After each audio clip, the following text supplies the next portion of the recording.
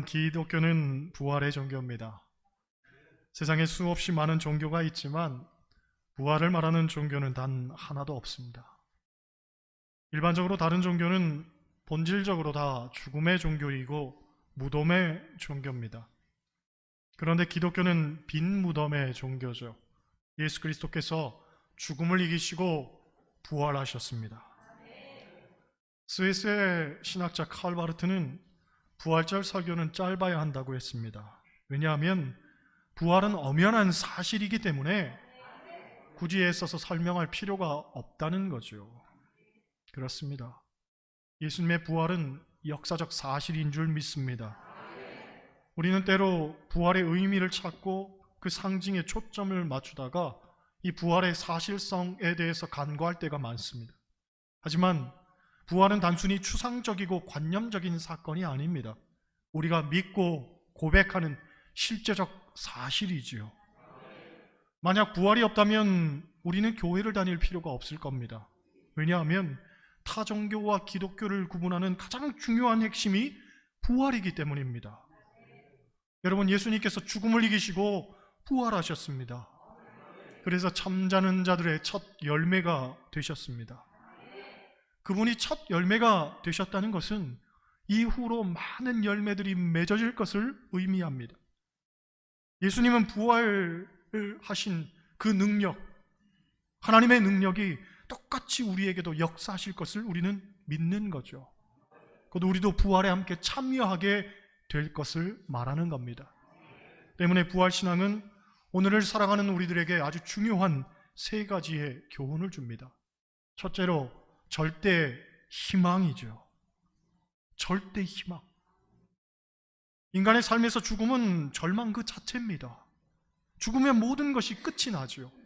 그 죽음이란 인간이 경험하는 가장 밑바닥 상태인 겁니다. 그런데 예수님께서 부활하심으로 그 죽음을 극복하셨습니다. 죽음을 이기셨습니다. 그러므로 부활의 주님 안에서는 극복하지 못할 것이 없고 이기지 못할 것이 없다는 얘기죠. 고린도전서 15장, 일명 부활장이라고 하는 이 장의 마지막은 이렇게 말합니다. 사망아, 너의 승리가 어디에 있느냐? 사망아, 네가 쏘는 것이 어디에 있느냐? 사망이 쏘는 것은 죄요, 죄의 권능은 율법이라. 우리 주 예수 그리스도로 말미암아 우리에게 승리를 주시는 하나님께 감사하노니, 그러므로 내 사랑하는 형제들아, 견실하며 흔들리지 말고 항상 주의 일에 더욱 힘쓰는 자들이 되라. 이는 너희 수고가 주 안에서 헛되지 않은 줄 알미니라. 할렐루야. 여러분, 어떤 상황 속에서도 희망을 품으시기 바랍니다. 부활신앙을 가진 사람은 절대 희망을 갖고 살아야 되는 겁니다. 두 번째로 부활신앙은 우리로 하여금 세상 것들에 얽매이지 않게 합니다. 여러분, 세상 사람들은 보통 무엇을 먹을까, 무엇을 마실까, 무엇을 입을까가 그들의 주된 관심사죠. 하지만 부활신앙을 가진 사람은 거기에 전혀 관심이 없습니다. 왜냐하면 이 세상의 덧없음을 깨닫고 살기 때문에 이 세상에서의 삶이 전부가 아니라는 것을 늘 고백하는 거죠. 그래서 세상 것들에 집착하지 않게 됩니다. 사도행전 2장을 보면 초대교회 성도들이 은혜 받고 난 이후 모든 물건을 서로 통용하고 재산과 소유를 팔아 각 사람의 필요를 따라 나누어 주었다는 이야기가 나옵니다. 세상 사람들이 볼 때에는 그들이 참 대책 없이 사는 사람들이라고 생각할 수도 있겠지만 하나님을 믿는 우리들에게는 그러한 삶이 마땅한 거죠. 소위 무대책이 대책인 거죠. 왜냐? 나는 대책을 세우지 않지만 하나님께서 내 삶을 인도하시고 책임지시는 거죠.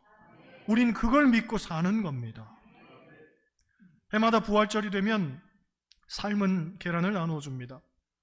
이것이 언제부터 시작이 되었는지는 아무도 모릅니다. 다만 그 유래에 대해서 전해져 오는 세 가지의 이야기가 있습니다. 첫째로, 계란은 겉으로 보기에는 죽어 있는 것 같지만 그 속에는 생명이 들어있고 그 껍질을 깨고 병아리가 다시 나오듯이 예수님께서 십자가에 죽어 무덤 속으로 들어갔지만 그 무덤이라는 껍질을 깨고 영원한 생명으로 다시 부활하신 것을 상징하는 의미로 계란을 나누다는 이야기입니다. 이번 우리 교회 부활란 컨셉이 바로 여기에서 착안한 것 같습니다. 이렇습니다. 예쁜 닭이 알을 품고 있는데 종국에는 여기에서부터 다시 생명이 시작되는 거죠.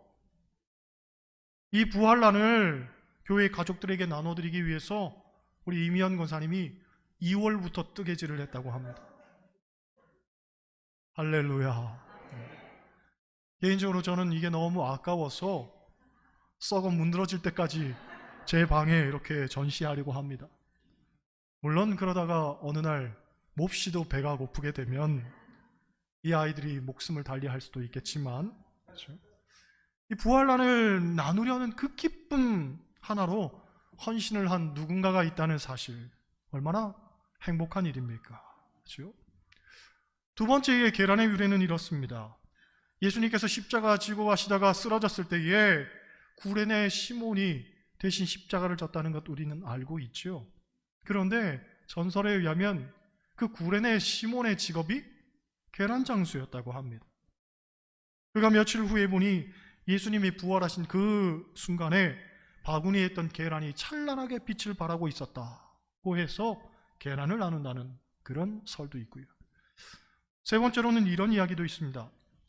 십자군 전쟁 당시에 로잘린이라고 하는 부인이 있었는데 남편이 전쟁으로 끌려가서 행방이 묘연해지고 자기는 전쟁으로 가진 재산 다 빼앗겨서 결국 시골 어느 마을로 피난을 오게 됩니다. 그곳에서 사람들의 많은 도움을 받았던 이 부인이 그 사람들에게 뭔가 보답을 해주고 싶은데 자기가 가진 게 아무것도 없으니 어떻게 할까 고민을 하다가 부활절에 이 계란을 아름답게 장식해서 나누어 주게 됩니다. 그런데 그 계란에는 자기 집 가훈이었던 어떤 상황에서도 하나님께 감사하라 하는 문구를 함께 적어서 나눠줬다고 하죠. 그때 때마침 그녀의 남편이 이 시골 마을을 지나다가 나무 아래에서 쉬고 있는데 어떤 아이가 계란을 깨서 먹으려고 하는 겁니다. 너무 배가 고파서 계란 하나만 얻어먹자고 부탁했더니 그 아이가 계란을 내밉니다. 그런데 놀랍게도 그 계란에 자기 집 가훈이 적혀 있는 거죠. 그래서 이 계란을 누가 주었니? 하고 물었더니 자기 동네에 사는 어떤 아줌마가 주었다는 겁니다. 그 여인을 찾고 보았더니 전쟁 중에 잃어버린 자기 아내였죠. 그 이야기처럼 주님과 우리가 다시 만날 것을 약속한다는 의미로 계란을 준다는 이야기도 있습니다. 아무튼 이 유래들이 가지는 공통적인 내용은 뭐냐면 나눔입니다. 나눔. 곧 우리 그리스도인들은 나누면서 살아야 한다는 거죠. 세상 것에 매이고 집착하는 사람은 나누지 못합니다. 당장의 나의 필요에만 골몰해서 사는데 어떻게 나눌 수 있겠습니까? 어떤 분들은 가진 게 많아지면 나눌 것이라고 말하지만 그렇지 않습니다. 작은 것 나누지 못하면 큰 것은 더더욱 나누지 못합니다. 여러분, 이 세상이 전부인 것처럼 절대화시켜서 살아서는 안 됩니다. 우리는 하늘 소망 품고 살아야 됩니다. 하나님의 뜻을 따라 기꺼이 나누면서 사는 여러분 되시기를 소망합니다. 세 번째로 부활신앙은 우리에게 최후 승리를 가져다 주죠. 여러분, 우리가 세상을 살면서 느끼는 고민 중에 하나는 불의한 자가 잘 되고 이기는 것 같다는 그런 생각입니다. 만약 하나님을 모르는 자가 더 잘 되는 것 같으라는 거죠. 하지만 예수님은 부활을 통해서 하나님이 승리하고 의가 승리한다는 것을 우리에게 보여주셨습니다. 그리고 그것을 믿는 우리도 반드시 이길 것이라고 성경은 확증하고 있습니다. 우리 감리교회 교리적 선언 중에 이런 고백이 있습니다. 우리는 의의 최후 승리를 믿노라. 거짓은 드러나기 마련입니다. 의는 반드시 최후 승리하게 되어 있습니다. 미국의 유명한 설교자였던 아이언사이드 박사의 고백입니다. 어느 날 마을길을 지나는데 항상 열려있던 어떤 상점의 문이 닫혀 있는 것을 보게 됩니다. 창문에는 커튼이 드리워져 있었습니다. 이상하다. 이 집에 무슨 일이 있나 하고 자세히 봤더니 창문 밖에 내부 수리 중이라고 써져 있었습니다. 그 후로 한참 동안 가게 문은 열리지 않았습니다. 그러다가 어느 날 드디어 상점 문이 활짝 열려서 들어가 봤더니 가게 안이 얼마나 멋지게 장식되어 있는지 모든 것이 새로웠습니다. 들어가는 손님들마다 거기서 아주 기분 좋게 물건을 사서 나왔죠. 그것을 보면서 이 아이언사이드 박사가 생각하기를, 예수 믿는 사람에게 있어서 죽음이란 내부 수리 중인 것과 같구나. 부활의 주님이 다시 오실 때에 우리의 몸은 영화롭게 변화되어서 그 누구보다도 찬란하게 빛날 것이기 때문에 죽음은 단지 내부 수리 중이라는 편말을 걸어놓는 것과 같구나. 두려워할 필요가 없겠구나. 걱정할 필요가 없겠구나. 우리는 하늘 소망 갖고 살아야겠구나 하고 생각했다는 거죠. 그렇습니다. 죽음은 절망도 아니고 두려움도 아닙니다. 그저 내부 수리 중일 뿐입니다. 우리는 천국에서 가장 아름답고 멋진 모습으로 주와 함께 왕노릇하며 살게 될 줄로 믿습니다. 오늘 본문은 부활의 주님이 두려움에 떨고 있던 제자들에게 나타나셔서 하신 말씀에 관한 이야기입니다. 먼저 어떤 말씀을 하셨냐면 너희에게 평강이 있을지어다 하고 말씀하십니다. 19절 말씀 한번 보겠습니다. 19절 같이 읽습니다. 이날 곧 안식 후 첫날 저녁 때에 제자들이 유대인들을 두려워하여 모인 곳에 문들을 닫았더니 예수께서 오사 가운데 서서 이르시되 너희에게 평강이 있을지어다. 할렐루야. 평강이 있을지어다. 이 말씀은 1차적으로는 제자들의 상황을 해소해 주기 위한 것이었습니다. 19절 본문을 보면 유대인들을 두려워하여 모인 곳들의 문들을 닫았다라고 말합니다. 원문을 보면 닫아 걸었다 하고 말합니다. 그러니 아무도 들어올 수가 없는 상황인데 갑자기 예수님이 등장하신 거죠. 얼마나 깜짝 놀랐겠습니까? 바로 이것에 대해서 예수님은 제자들에게 안위함을 주시는 거죠. 너희에게 평강이 있을지어다. 곧 내가 갑자기 나타난 것에 대해서 이상히 여기지 말라는 거예요. 그런데 21절에서 다시금 이렇게 말씀하십니다. 21절 같이 읽습니다. 예수께서 또 이르시되 너희에게 평강이 있을지어다. 아버지께서 나를 보내신 것 같이 나도 너희를 보내노라. 할렐루야. 이때에 평강이 있을지어다 라는 얘기는 본질적인 의미로 해석할 수가 있습니다. 곧 죽음으로부터의 불안, 거기서부터의 평강이라고 할 수 있죠. 여러분, 사람은 누구나 궁극적인 불안이 있습니다. 죽음에 대한 불안이죠. 나이가 들수록 이 불안은 더욱 심화되어 갑니다. 왜냐하면 난데없이 뜻밖의 들려오는 소식들이 우리의 숨통을 조여오기 때문입니다. 젊을 때에는 죽음에 대한 소식을 들어도 나와는 거리가 먼 이야기인 것만 같습니다. 그런데 나이가 들면서 죽음은 우리 주변에서 흔히 겪게 되는 일일 뿐더러 어느 날 그것이 내게 찾아와도 전혀 이상하지 않은 일이 되어버립니다. 우리는 종종 이런 소식들을 전해 듣죠. 며칠 전에 만나 정답게 대화도 하고 식사도 같이 했던 친구가 교통사고로 죽었다는 겁니다. 또 평소 운동도 열심히 하고 자기 일에 열정적이던 선배가 간밤에 심장마비로 죽었다는 거죠. 아버지가 병원에 입원했는데 암이라는 겁니다. 위를 다 절제해야 된다는 거죠. 그런데 그나마도 그건 괜찮습니다. 이미 암덩이가 온몸 구석구석 다 퍼졌으니 집에 가서 그냥 맛있는 거나 드시라고 합니다. 얼마나 눈물 날 이야기입니까? 평생 미우나 고우나 살맛대고 살던 그 사람이 어느 날 자고 일어났는데 보이지를 않습니다. 늘 지긋지긋하게 잔소리만 하던 엄마의 목소리가 어느 날부터 들리지를 않습니다. 힘들 때면 항상 전화해서 짜증도 내고 화도 내고 위로도 받고 늘 말동무해주던 친구가 더 이상 전화를 받지 않습니다. 아니, 이제는 없는 번호라고 합니다. 이런 일들이 우리를 얼마나 우울하게 만듭니까? 그런데 더 속상한 것은 그리움에 사무쳤던 시간도 이제는 익숙해져 버려서 점점 무감각해져 버려 간다는 거죠. 그러니 죽음이 점점 더 고삐를 조여오는 것 아니겠습니까? 이러한 죽음의 불안에 대해서 주님은 제자들에게 평강이 있을지어다 말씀하시면서 당신이 죽음을 이기었음을 선포하신 것입니다. 여러분, 만일 예수님이 부활하지 못했다면 어떤 일이 벌어졌겠습니까? 예수님께서 살아계실 때에 분명히 내가 부활하리라고 말씀하셨는데 누군가 그 말씀 기억하고 붙들면서 예수님이 다시 사실 날을 기다렸더니 사흘이 지나도 일주일이 지나도 한 달이 지나도 부활은커녕 시체에서 썩은 냄새만 풍겨져 나온다면 어찌 예수님이 그리스도가 될 수 있었겠습니까?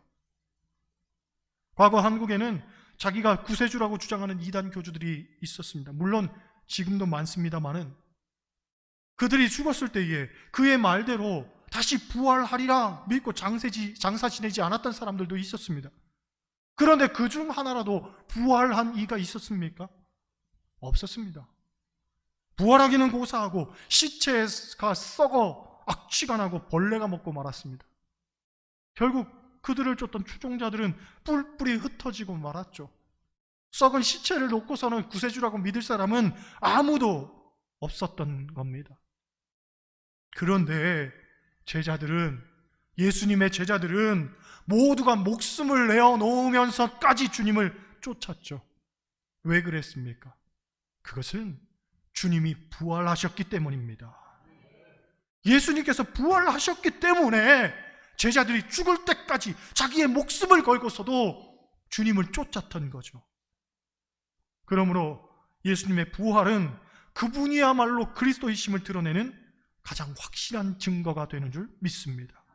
누구도 이길 수 없는 이 사망 권세까지도 주님은 이기신 거죠. 할렐루야. 그러므로 여러분에게도 평강이 있기를 원합니다. 죽음 때문에 허둥지둥 되지 말고 오늘도 살아 역사하시는 주님 바라보며 평강과 안위함을 되찾기를 원합니다. 할렐루야. 부활하신 예수님이 하신 두 번째 말씀은 아버지께서 나를 보내신 것 같이 나도 너희를 보내노라 하는 말씀이었습니다. 제자들에게 예수님이 주신 사명은 결국 아버지로부터 비롯된 것인데 아버지의 뜻을 예수님께서 제자들에게 전해주었듯이 이제는 제자들도 다른 이들에게 나누어 주는 것이 마땅하다는 얘기죠. 곧 한마디로 요약하면 전도의 사명을 주신 거예요. 여러분, 전도는 다른 사람을 위해 할 수 있는 가장 위대한 일인 줄 믿습니다. 왜 그러냐? 예를 들어서 우리가 암과 같은 질병에 대한 치료법을 알고 있으면서도 그 병에 걸린 사람들에게 치료법을 알려주지 않는다면 그 사람은 너무나 잔인하고 못된 사람이라고 말할 수 있을 겁니다. 마찬가지인 거죠. 우리가 죄로부터 용서받고 사단의 저주로부터 해방되고 지옥의 불구덩이에서부터 구원받을 수 있는 길을 알고 있는데 그걸 전하지 않는다면, 그걸 가르쳐주지 않는다면 그 사람은 정말 잔인한 사람이 되겠죠. 용서받을 수 없는 사람이 되겠죠. 그렇잖아요. 비견한 예지만 그런 겁니다. 우리가 복음을 알고 있습니다. 누구든지 예수 그리스도를 믿기만 하면 구원을 받습니다. 그렇다면 이 복음을 전해야 되잖아요. 그것이 우리의 사명입니다. 죽어가는 영혼들을 구원해야 되는 사명이 우리에게 있는 거죠. 주님은 그것을 우리에게 위탁하신 줄 믿습니다. 그 사명 감당하며 살아야 되는 거예요. 세 번째로 부활의 주님이 하신 말씀은 성령을 받으라 였습니다. 성령을 받으라. 22절 보세요. 22절 같이 읽습니다. 이 말씀을 하시고 그들을 향하사 숨을 내쉬며 이르시되 성령을 받으라. 할렐루야. 왜 성령을 받으라고 하셨겠습니까? 그것은 앞서 예수님께서 우리를 보낸다고 하셨는데, 우리가 보냄을 받는 데 있어서, 다시 말해서 우리가 세상으로 나아감에 있어서 가장 중요하고도 필요한 것이 성령이기 때문에 그렇습니다. 여러분, 신앙생활은 어떤 면에서 성령 충만으로 정의할 수가 있습니다. 왜냐하면 신앙생활은 모름지기 성령으로 해야 하는 일이기 때문에 그렇습니다. 일반적으로 내 생각, 내 열심 가지고 신앙생활하면 이건 반드시 실패할 수밖에 없습니다. 왜냐? 신앙생활 가운데는 너무나 많은 어려움들이 도사리고 있기 때문에 그렇습니다.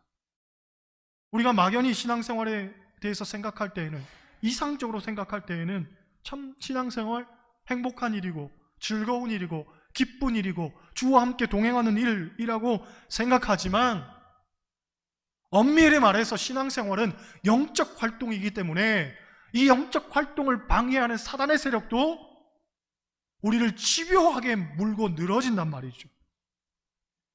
그러니 신앙생활하면서 얼마나 많은 곤고와 핍박과 박해와 고난과 속상한 일들을 많이 겪습니까? 영적 활동이기 때문에 그렇단 말이죠. 그런데 이 영적 활동은 내 힘 가지고 극복하기가 어렵다는 데 문제가 있습니다.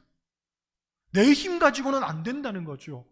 오직 주님께서 주시는 힘, 즉 성령의 능력, 이것을 얻어야만 우리가 극복해낼 수 있는 거예요. 특별히 23절을 보면 용서에 대한 이야기가 나옵니다. 용서. 성령을 받으라 하고 말씀하시더니 용서에 대한 이야기를 합니다. 23절 같이 읽습니다. 너희가 누구의 죄든지 사하면 사하여질 것이요 누구의 죄든지 그대로 두면 그대로 있으리라 하시니라. 할렐루야. 성령을 받으라 하고 말씀하시더니 죄의 사함에 대한 이야기, 용서에 대한 이야기를 먼저 하십니다. 무슨 얘기입니까? 즉 성령을 받아야 하는 가장 근본적 이유 가운데 하나는 용서하기 위해서라는 거죠. 예수를 믿어도 용서를 못하는 분이 있습니다. 은혜를 받아도 용서를 못하는 분들이 있습니다. 신앙생활을 하면서 도무지 용서를 못하는 분들이 있습니다. 스스로는 퍽이나 신앙생활 잘한다고 생각하지만 용서를 못하는 거예요. 도대체 그 이유가 뭐냐? 한마디로 단언할 수 있죠. 성령 받지 못해서 그런 거예요. 성령 받지 못해서. 요컨대 용서하는 힘은 성령으로부터 비롯된다는 것을 예수님은 말씀하시는 거죠. 여러분, 부활의 주님이 가장 먼저 말씀하신 것이 결국 성령으로 귀결된다는 것, 우리에게 분명한 교훈을 줍니다. 성령 충만은 부활의 가장 핵심적 과제이며 우리의 고백과 결단이 된다는 거죠. 그리고 성령 충만한 자는 먼저 용서하며 살아야 된다는 거예요. 주님이 사망을 이기시고 부활한 부활절입니다. 이 부활절, 우리는 무엇을 기대하고 또 무엇을 소망해야 되는가? 여러분 삶을 한번 돌아보시길 바랍니다.